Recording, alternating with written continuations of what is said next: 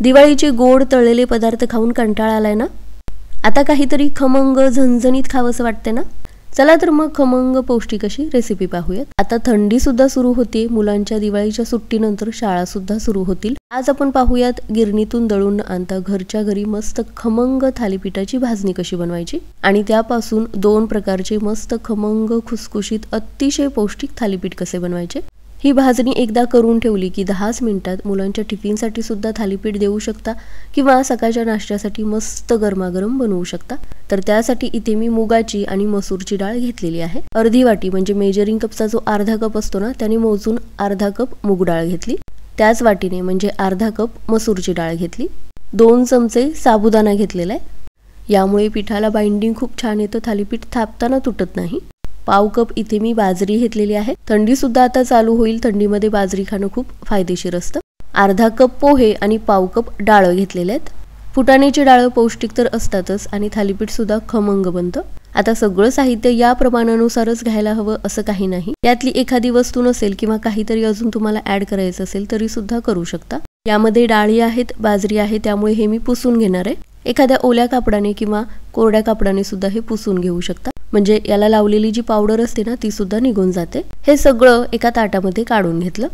दुसऱ्या ताटामध्ये 1 कप तांदळाचं पीठ घेतलेलं आहे। मेजरिंग कपचा 1 कप असतो त्याने मोजून घेतले। त्यानंतर 2 कप ज्वारीचं पीठ घेतलंय, पाव कप बेसन आणि अर्धा कप नाचणीचं पीठ घेतलंय। नाचणीचे पदार्थ तसे जास्त खाल्ले जात नाहीत, त्यामुळे थालीपीठामध्ये थोडंसं नाचणीचं पीठ वापरलेलं आहे। आता इथे सुद्धा घरी जी पीठं असतील तीच तुम्ही वापरू शकता। नाचणीचं पीठ नाही वापरलं तरी सुद्धा चालेल। मसाल्यासाठी इथे मी पाव कप धने घेतलेले आहेत। त्यानंतर 2 चमचे जिरे घेतले, 7 ते 8 काळी मिरी घेतली, पाव चमचा मेथीचे दाणे, 2 चमचे बडीशेप आणि अर्धा चमचा ओवा घेतलेला आहे। या मसाल्यामुळे थालीपीठाची भाजणी मस्त खमंग बनणार आहे। आता ही थालीपीठाची भाजणी आहे 2 महिने टिकवायची आहे, त्यामुळे हे सगळं साहित्य आपल्याला थोडा वेळ भाजून घ्यावं लागेल। तर सुरुवातीला एका पॅन मध्ये आपण ज्या डाळी घेतलेल्या होत्या ते सगळं काढून घेतलं। हलकासा रंग बदलेपर्यंत सतत हलवत परतून घ्यायचं। मग वास यायला सुरुवात झाली की एका ताटामध्ये काढून घ्यायचं। हे आपल्याला पूर्णपणे थंड करून घ्यायचंय, त्यामुळे थोडंसं पसरून ठेवायचं। आता त्याच पॅन मध्ये आपण जी सगळी पिठं घेतलेली होती ती सुद्धा थोडा वेळ भाजून घ्यायची। सगळी पिठं सुद्धा भाजून घेतल्यामुळे काय होतं, भाजणी जास्त दिवस चांगली राहते, थालीपीठ सुद्धा खमंग बनतं आणि थोड्या दिवसानंतर भाजणीला कडवटपणा येत नाही। त्यामुळेच सगळी घेतलेली पिठं सुद्धा 4 ते 5 मिनिटे सतत हलवत भाजून घेतली। एखाद्या ताटामध्ये हे काढून घ्यायचं आणि थंड करून घ्यायचं। आता त्याच पॅन मध्ये घेतलेला सगळा मसाला काढून घेतला। मंद आचेवरच फक्त 2 ते 3 मिनिटे हे परतून घ्यायचं। थालीपीठाच्या भाजणीमध्ये धण्याचा वापर थोडासा जास्त करायचा, म्हणजे थालीपीठ अतिशय खमंग बनतं। महत्त्वाचं म्हणजे थालीपीठ बनवतो त्यावेळी पिठामध्ये कुठलाही मसाला घालायची गरज लागत नाही। तर हे पहा, तिन्ही गोष्टी चांगल्या भाजून घेतलेल्या आहेत, पूर्णपणे थंड करून घ्यायच्या। हे आपण गिरणीतून दळून आणणार नाही, घरच्या घरी मिक्सरलाच याची पावडर करून घ्यायची। थंड झाल्यानंतर डाळी मिक्सरच्या भांड्यामध्ये काढून घेतल्या। मिक्सरला 2 ते 3 वेळा फिरवून घ्यायचं। इथे लक्षात घ्या, आपण हे गिरणीतून दळून आणणार नाही, मिक्सरला लावून पीठ करून घेणार आहे। त्यामुळे यामध्ये आपण चणा डाळ वापरली नाही, तर त्याऐवजी बेसन वापरलेलं आहे। नंतर तांदूळ सुद्धा वापरले नाही, त्याऐवजी तांदळाचं पीठ वापरलं। ज्वारी न वापरता ज्वारीचं पीठ वापरलं। मिक्सरला ज्या डाळी आपण सहजपणे बारीक करून घेऊ शकतो त्याच डाळी म्हणजे मूग आणि मसुराची डाळ आपण वापरली। पोहे, डाळ, साबुदाणा अगदी सहजपणे मिक्सरला वाटलं जातं। आता हे मिक्सरला लावून घेतोय म्हटल्यानंतर चाळून घ्यायचं, म्हणजे डाळीची जी भरड राहिली असेल ती सुद्धा बाजूला होते। शिल्लक राहिलेल्या भरडमध्येच दुसरी बॅच वाटून घेतली आणि यामध्येच मसाला सुद्धा काढून घेतला आणि हे सगळं एकत्र वाटून घेतलं। गिरणीमध्ये जर दळायला देणार असाल तर अख्खे मसूर, हिरवे मूग, चणा डाळ किंवा हरभरा सुद्धा भाजून घेऊ शकता। या सगळ्या गोष्टी मिक्सरला व्यवस्थित बारीक होत नाहीत किंवा हे वाटून घेताना मिक्सरला लोड येऊ शकतो। तर हे पहा, सगळ्या गोष्टी वाटून घेतलेल्या आहेत आणि सगळं पीठ व्यवस्थित चाळून घेतलं। यामध्येच भाजून घेतलेली सगळी पिठं सुद्धा काढून घेतली। सगळ्या गोष्टी पूर्णपणे थंड झालेल्या आहेत। यामध्ये अर्धा चमचा हिंग घेतलेला आहे, यामुळे थालीपीठ पचायला सुद्धा हलकं बनेल। या भाजणीसाठी ज्वारी किंवा ज्वारीच्या पिठाचं प्रमाण थोडंसं जास्त घ्यायचं। गहू किंवा गव्हाचं पीठ शक्यतो यामध्ये वापरायचं नाही। तर हे पहा, गिरणीतून दळून न आणता घरच्या घरी अर्ध्या तासातच खमंग थालीपीठाची भाजणी बनून तयार झालेली आहे। एखाद्या हवाबंद डब्यामध्ये 2 महिन्यासाठी स्टोअर करून ठेवू शकता. पाहिजे त्यावेळी फक्त 10 मिनिटात कोणत्याही प्रकारचे थालीपीठ बनवू शकता.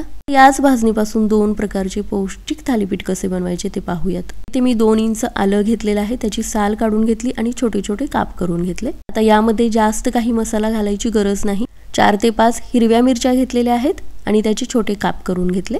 मुलांसाठी बनवत असाल तर मिरचीचं प्रमाण थोडंसं कमी करू शकता, पण थालीपीठ झणझणीतच खायला चांगलं लागतं. आता हे आपण मिक्सरला न लावता खलबत्त्यामध्ये ठेचून घेणार आहे. यामुळे थालीपीठाला मस्त खमंगपणा येईल. 15 ते 20 यामध्येच लसणाच्या पाकळ्या घेतल्या. टोमॅटोच हे आपल्याला ठेचून घ्यायचंय, जास्तच बारीक पेस्ट करायची नाही. घाईच्या वेळी मिक्सरला सुद्धा हा मसाला करून घेऊ शकता. तर हे पहा, असं मोठं मोठं हे वाटून घेतलेलं आहे. इथे माझ्याकडे थोडासा कोबी शिल्लक होता, तो मी घेतलेला आहे. स्वच्छ धुवून घेतलेला आहे. मोठे मोठे त्याचे काप करून घेतले. हे भाजणीचं पीठ एकदा तयार करून ठेवलं की कोणत्याही प्रकारच्या भाज्या वापरून कुठल्याही प्रकारचं थालीपीठ बनवू शकता. तर कोबीचे छोटे छोटे काप करून घेतलेले होते, चॉपरमध्ये काढून घेतले. त्याला हे अगदी बारीक करून घ्यायचे, म्हणजे थापायला सुद्धा खूप सोपं पडेल. थालीपीठ थापताना किंवा तव्यावरती टाकताना तुटू नये साठी कोबी असा बारीक चिरून घ्या किंवा चॉपरला बारीक करून घ्या. आज आपण बीट आणि कोबीचं थालीपीठ बनवणार आहे. तर हे पहा, साधारण इतका बारीक आम्ही चॉप करून घेतलेला आहे. किसून सुद्धा घेऊ शकता. थालीपीठ खुसखुशीत होण्यासाठी महत्त्वाचा घटक म्हणजे कांदा. एक मोठ्या आकाराचा कांदा घेतलेला आहे, त्याचे सुद्धा मोठे मोठेच काप करून घेतले. कांदा सुद्धा आपल्याला बारीकच कट करून घ्यायचा किंवा चॉपरला लावून घेऊ शकता. ते मोठे मोठे काप करून घेतले आणि चॉपरमध्ये काढून घेतले. थालीपीठामध्ये कोणत्याही प्रकारच्या भाज्या, कांदा, कोथिंबीर आपण वापरतो, त्या शक्यतो बारीक चिरलेल्या असल्यानं थालीपीठ थापायला खूप सोपं पडतं, अजिबात तुटत नाही. त्यामुळे शक्यतो बारीक चिरून घ्यायचं, किसून घ्यायचं किंवा अशा पद्धतीने चॉपरला बारीक करून घेऊ शकता. यामुळे आपला वेळही वाचतो आणि पटकन सगळं तयार होतं. कांदा सुद्धा बारीक करून घेतलेला आहे. एक बीट स्वच्छ धुवून घेतलेला आहे, त्याची साल काढून घेतली. बीटाचे सुद्धा पदार्थ मुलं इतक्या आवडीने खात नाहीत, पण बीटाचं जर थालीपीठ बनवून दिलं तर 100% मुलं खूप आवडीने खातील. कारण एक तर बीटामुळे थालीपीठाला रंग खूप सुंदर येतो आणि बीटामध्ये जो हलकासा गोडवा असतो ना, त्यामुळे थालीपीठाला वेगळी चव येते. 4-5 वर्षाची मुलं सुद्धा खूप आवडीने खातात. यातलं मी अर्ध बीट घेतलेलं आहे, मोठे मोठे काप करून घेतले आणि हे सुद्धा चॉपरलाच हे पहा इतकं बारीक करून घेतलेलं आहे. तर एका भांड्यामध्ये थालीपीठाची भाजणी घेतली. तर साधारण बीटाचे 4 थालीपीठ मी बनवणार आहे. 3 ते 4 मोठे चमचे हे भाजणीचं पीठ घ्यायचं. यामध्ये चवीपुरतं मीठ घालायचं, थोडीशी हळद घालायची. ठेचून घेतलेलं आलं, मिरची आणि लसूण सुद्धा काढून घेतलं. 2 चमचे यामध्ये वापरलं, उरलेलं कोबीच्या थालीपीठासाठी वापरणार आहे. त्यानंतर बारीक करून घेतलेलं बीट सुद्धा काढून घेतलं. यामध्येच 3 ते 4 चमचे बारीक चिरून घेतलेला कांदा आणि 1 ते 2 चमचे बारीक चिरून घेतलेली कोथिंबीर घेतली. कांदा यामध्ये जास्त आवडत नसेल तर कमी करू शकता. यामध्ये आता कोणताही मसाला घालायची गरज नाही, कारण भाजणी बनवतानाच आपण सगळा मसाला यामध्येच ऍड केलेला आहे. हे सगळं चांगलं मिक्स करून घ्यायचं. थोडं थोडं पाणी घालून घट्टसरच भिजवून घ्यायचं. आता हे थोडंसं घट्टसरच का भिजवून घ्यायचं, यामध्ये आपण बीट वापरलेलं आहे, त्याला पाणी सुटायची शक्यता असते. सुरुवातीलाच सैलसर भिजवून घेतलं तर थोड्या वेळाने हे भिजवलेलं पीठ खूप मऊ पडतं. त्यामुळे थापताना मग बोटांना चिकटतं किंवा तव्यावरती थालीपीठ टाकताना पीठ कापडाला चिकटून बसू शकतं. त्यामुळे हे पहा, साधारण असं घट्टसर हे मी भिजवून घेतलं. कोबीचं थालीपीठ बनवण्यासाठी 4 चमचे भाजणीचं पीठ काढून घेतलं. 4 ते 5 कोबीचे थालीपीठ बनवणार आहे, त्यामुळे 4 चमचे पीठ घेतलेलं आहे. यामध्ये चवीपुरतं मीठ, थोडीशी हळद घेतली. आलं, लसूण, मिरचीची ठेचून घेतलेली पेस्ट सुद्धा काढून घेतली. 2 ते 3 चमचे बारीक चिरलेला कांदा आणि 1 चमचाभर बारीक चिरून घेतलेली कोथिंबीर काढून घेतली. त्यानंतर चॉप करून घेतलेला कोबी काढून घेतला. सगळं चांगलं मिक्स करून घेतलं. थोडं थोडं पाणी घालून हे सुद्धा घट्टसर भिजवून घ्यायचं. तर हे पहा, या पद्धतीने कोणत्याही प्रकारच्या बारीक चिरलेल्या भाज्या वापरून थालीपीठ बनवू शकता. तर दोन्हीही थालीपीठाची तयारी झालेली आहे. आता लगेचच याचे थालीपीठ बनवायला घेऊयात.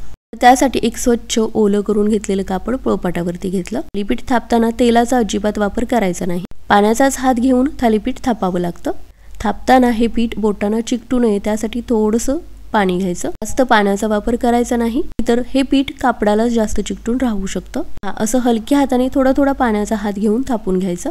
थोडासा बारीक चिरून घेतलेला कांदा आणि कोथिंबीर यावरती मी घेतलेली आहे. थोडंसं थापून झाल्यानंतर असा कांदा थोडासा घेतला ना, पीठ खुसखुशीत व्हायला खूप मदत होते. त्यामुळे गरमागरम थालीपीठ असं कोरडंच खाल्लं तरी सुद्धा चवीला छान लागतं. थालीपीठ थोडंसं पातळच थापून घ्यायचं, म्हणजे काय होतं, आतपर्यंत व्यवस्थित शिजलं जातं. त्यामुळे चवीला सुद्धा मग चांगलं लागतं. अशी तीळ सुद्धा मी लावून घेतलेले आहेत. असे 4 ते 5 होल करून घेतले. तुम्ही पाहू शकता साधारण इतकं पातळ हे मी थापून घेतलंय. तवा चांगला गरम करून घेतला, थोडंसं तेल लावून घेतलं. आता हे कापड असंच उचलून घ्यायचं आणि तव्यावरती ठेवायचं. हलक्या हाताने थोडंसं वरच्या बाजूला पाणी लावून घ्यायचं, जे कापडापासून पीठ सुटलं जातं आणि अलगदपणे हे कापड काढून घ्यायचं. तर हे पहा पीठ आपलं घट्टसरच होतं. थापताना पाण्याचा वापर जास्त केला नाही, त्यामुळे तव्यावरती टाकताना थालीपीठ अजिबात तुटत नाही. हे होल करून घेतलेले होते, त्यामध्ये 1 चमचाभर तेल सोडून घेतलं. झाकण लावून मीडियम फ्लेमवरती 2 मिनिटे एक बाजू भाजून घ्यायची. त्यानंतर अलगदपणे पलटून घ्यायचं. या बाजूनी सुद्धा 1 चमचाभर तेल सोडून घेऊ शकता. त्यांसाठी बनवणार असाल तर तेलाऐवजी तुपाचा सुद्धा वापर करू शकता, किंवा तेल किंवा तूप न लावता सुद्धा थालीपीठ भाजून घेऊ शकता. या पद्धतीने दोन्ही बाजू हलकेसे डाग पडेपर्यंत भाजून घ्यायच्या. तुम्ही पाहू शकता हे बिटाचं थालीपीठ दिसायला सुद्धा खूप सुंदर दिसतंय आणि चवीला तर इतकं छान बनतं की लहान मुलांपासून वयस्कर लोकांपर्यंत सगळेजण आवडीने खातील. तर हे पहा फक्त 10 मिनिटात बिटाचं थालीपीठ बनवून तयार झालं. घरच्या घरीच ही थालीपीठाची भाजणी आपण बनवून घेतलेली आहे. यापेक्षा जास्त प्रमाणात सुद्धा ही भाजणी बनवून ठेवू शकता, कारण सगळ्या गोष्टी चांगल्या भाजलेल्या आहेत. त्यामुळे 1.5 ते 2 महिने हे पीठ आपण स्टोअर करून ठेवू शकतो. यामध्ये डाळी तर आहेतच, कडधान्य सुद्धा वापरू शकता.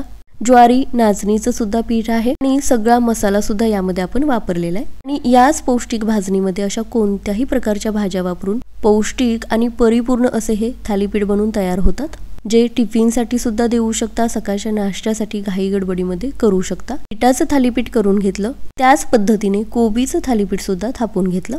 कोबीमध्ये सुद्धा भरपूर पाणी असतं, त्यामुळे थोडंसंच पाणी घालून हे घट्टसरच पीठ भिजवून घ्यायचं. नाहीतर थोड्या वेळाने कोबीला पाणी सुटतं आणि पीठ खूपच सैलसर व्हायची शक्यता असते. कोबीचे थालीपीठ सुद्धा याच पद्धतीने भाजून घेतले. हे दोन्हीही थालीपीठ चवीला अतिशय छान बनतात. गरमागरम असंच खाऊ शकता, दही ताकासोबत खाऊ शकता, कोणत्याही प्रकारच्या उसळ सोबत सुद्धा हे चवीला खूप छान लागतात. भाज्या वापरायच्या नसतील तर पिठामध्ये बारीक चिरून घेतलेला कांदा, कोथिंबीर आणि आलं लसणाची पेस्ट वापरून सुद्धा साधे थालीपीठ बनवू शकता. त्यामध्ये थोडासा आपण साबुदाणा वापरलेला आहे, त्यामुळे पिठाला हलकासा चिकटपणा येतो. बाइंडिंग खूप छान येतं आणि त्यामुळे थालीपीठ अजिबात तुटत नाहीत. हे पहा मस्त खमंग पौष्टिक असे थालीपीठ बनवून तयार झालेले आहेत. 4 थालीपीठ मी बनवून घेतलेले आहेत, पण बनवलेल्या पिठाचे 7 ते 8 थालीपीठ बनवून तयार होतील. तर हे पहा अतिशय पौष्टिक खमंग झणझणीत थालीपीठ बनवून तयार झाले. तर आता येणाऱ्या थंडीसाठी ही थालीपीठाची भाजणी आत्ताच करून ठेवा. मध्ये बाजरी सुद्धा आहे, तीळ सुद्धा वापरलेले आहेत. सुट्टीनंतर आता शाळा सुद्धा सुरू होतील. सकाळी घाई गडबडीच्या वेळी डब्याला किंवा नाश्त्यासाठी पटकन गरमागरम थालीपीठ बनवू शकता. मस्त खुसखुशीत अशी ही दोन्हीही थालीपीठ बनवून तयार झाली. तर या अतिशय सोप्या पद्धतीने गिरणीतून दळून न आणता घरच्या घरी फक्त अर्ध्या तासातच ही भाजणी सुद्धा तयार होईल आणि त्यापासून फक्त 10 मिनिटात कोणत्याही प्रकारचे थालीपीठ बनवू शकता. दिवाळीचे गोड तळलेले पदार्थ खाऊन झालेले आहेत, थोडंसं वजन सुद्धा वाढलेलं आहे. ही रेसिपी नक्की ट्राय करा. घरातले सगळेजण 100% आवडीने खातील. रेसिपी आवडली असेल तर लाईक, शेअर आणि चॅनलला सबस्क्राईब करायला विसरू नका.